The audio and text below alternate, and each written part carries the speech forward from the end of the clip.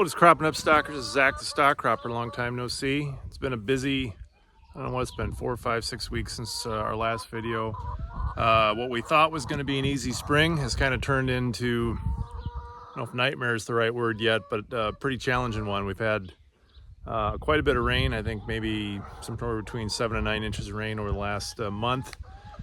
We got planted before the 25th of April for most of our stuff, but trying to get cover crop terminated and stock cropper plots planted, and everything has just been really, really hard since. So the video today is going to be showing you all of the stock cropper plots and schematics that we've been able to get in. We just finished that earlier this week. We've got everything in the ground and really, really excited to show stuff. But before we head over to the plots, we got to move the Cluck Pico, and it's as simple as just hitting that button.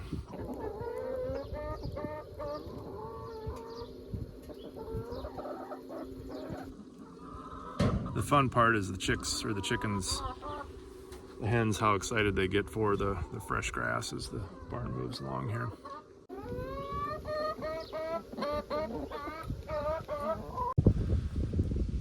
So if you didn't see our last video, we've got these available for our reserve production list that we're going to be coming out later this year.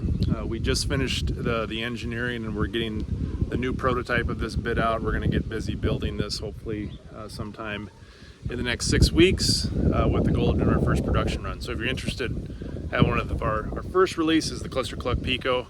Make sure you go to our website, thestockcropper.com, and get your name on our sign-up list. Okay, so the first stop on the plot tour this morning of the different things we put in is something that we don't have at our stock cropper site. We've got it at another location, one of the other farms I farm, and it is something I'm really excited about. Wanted to do a bigger evaluation of 60-inch corn versus standard 30s with a bunch of different hybrids. So we've got a really awesome test here where we've got we planted down with half the planter in 30s, the other half in single row 60s with the same hybrid, and we did that 8 times across the plot. So we've got 8 different hybrids compared at a 30-inch schematic versus 60-inch singles.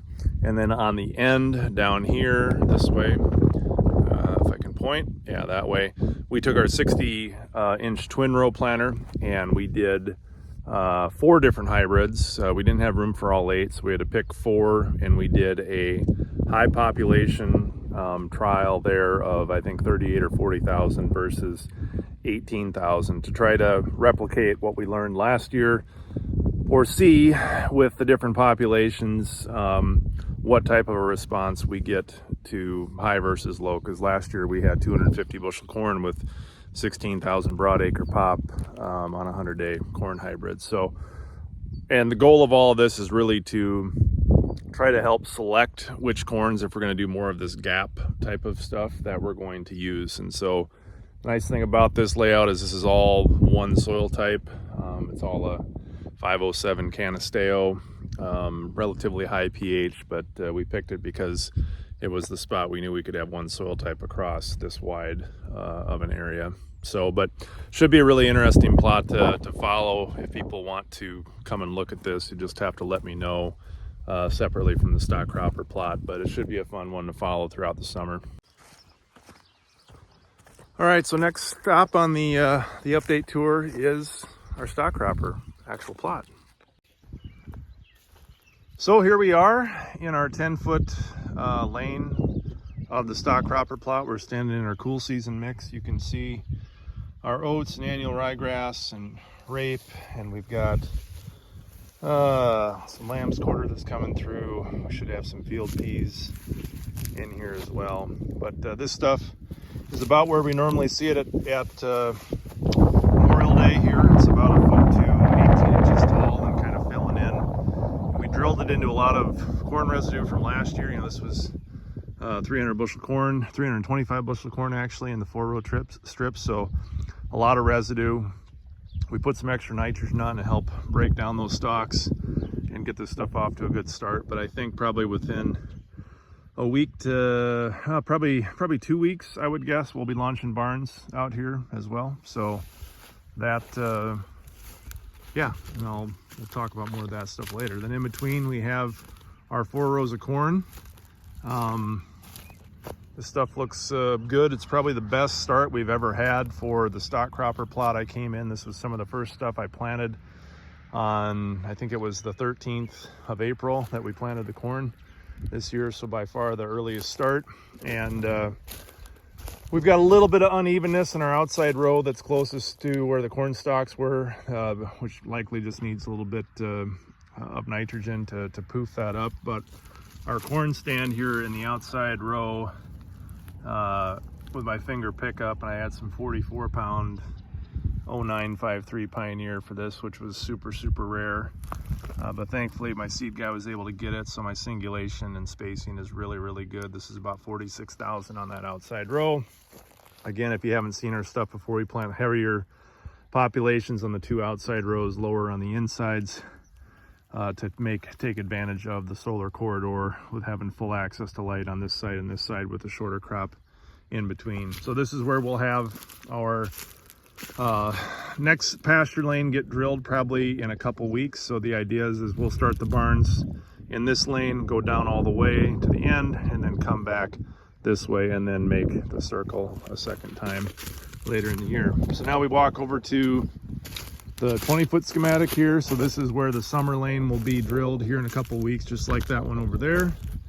And then we get into the stock cropper corn in our 20-foot lane. So 8 rows, 20-foot wide of corn here. And then our 20-foot lane of pasture here. So this stuff is really doing well with all the moisture and heat that we've had. It's really taken off. And the other 8 rows here. So this stuff will probably get side dressed with a little bit of nitrogen to kind of cap things off on the corn. We'll probably do that here sometime in the, probably in the next week to 10 days to try to perk some of this up. All the corn is going through the ugly corn stage right now with changing root systems over from the seminal roots to the nodal roots. But that stuff should pop out and we should be off to the races. So to just the west of the stock cropper plot, this last week I came out and had some fun with our twin row planter that some of you have seen before, and I did some different gap schematics with 120-inch twin rows where we're going to drill soybeans in between here as soon as the corn comes up. And I tried a couple different populations at 38,000 versus I think it was 18 or 20,000 in this schematic here to try to see the difference in population, kind of similar to the first plot that we talked about, but with having a gap in between. And the idea with 120-inch twins is the fact that you could come through and harvest the corn first, perhaps, especially with a tall hybrid, to go up over top the beans, then come back and harvest the beans separately to see if you grow both crops at once. So this is going to be a fun one for folks to come walk here in a couple months. So next up on the plot tour is our relay oats, or oats I should say, with soybeans relayed in. It's really not a relay. We planted these things both about the same time. I think the oats went in the first week of April and the beans went in the second week of April here. So I planted this, if you saw my previous videos, I planted this solid to oats, and then I came out because of my spacing issues on my drill. I couldn't get the arrangement I wanted with the drill and then plant the soybeans the same, or plant the soybeans that I wanted in between. So what we ended up doing is just solid seeding it, and then I came out and you can see that I terminated the oats that were growing in between the soybeans here with just a hand sprayer. So this is just for demonstration purposes with these oats and the soybeans in between. A couple things got screwed up here. You can see here's the soybeans coming underneath. I wanted this at like a 20-inch gap, and I hit my RTK over 20 inches, and for some reason it planted a 24-inch gap, so roughly to that. So a little bit wider than I wanted to be, but essentially what we're looking at is the same schematic that my man Jason Mock uses out in Indiana with soybeans and wheat. So you can see here we kind of have that quad row arrangement with twin row soybeans. It's just, I wish the soybeans were off of the oats a little bit more.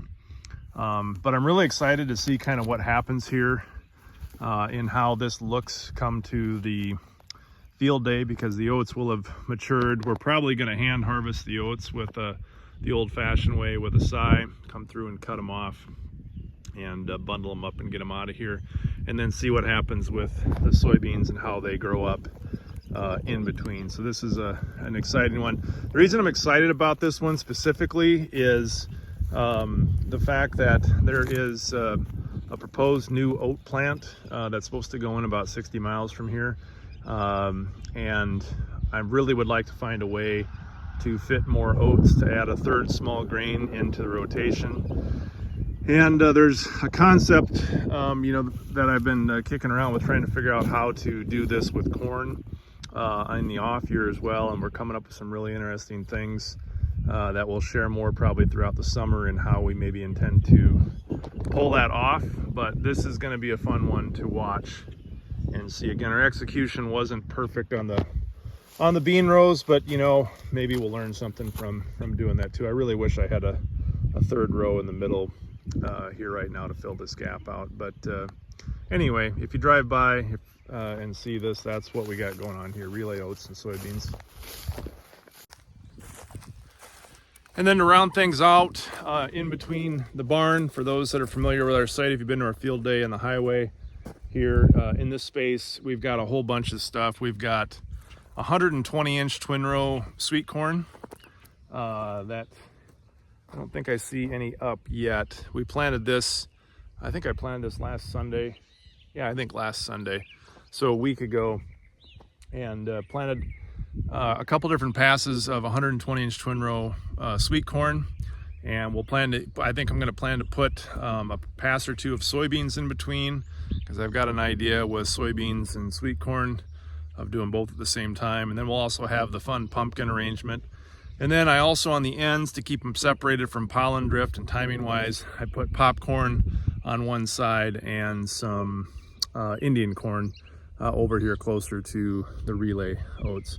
And then we're going to likely have some pasture that we'll seed here after everything else gets up for some of our ClusterClucks to be operating for our field day here in this space as well. So you can see we've got a lot of complicated schematics. I shouldn't say complicated. We just have a lot of different schematics going on, from corn and soybeans together to the sweet corn and the popcorn, pumpkins, relay oats, and then all the stock cropper stuff that you're used to seeing. So anyway, I'm really happy with the fact that we've gotten everything that we've got in, and we're off to probably one of the better starts, like I said before, and looking forward to seeing this stuff green up here through the month of June.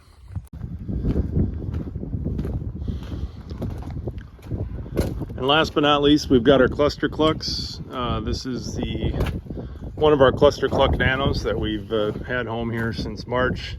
It's been sitting on the trailer, but we'll likely get this thing off this week and get that ready for one of the 10-foot lanes that we have out in the field there. This barn's waiting on a couple computer components that went bad last year to get repaired, but then this thing should be ready for launch, and we're going to have the sheep and goats out front in this one with chickens in the back. And then down below here, we've got all the other barns and barn components piled up.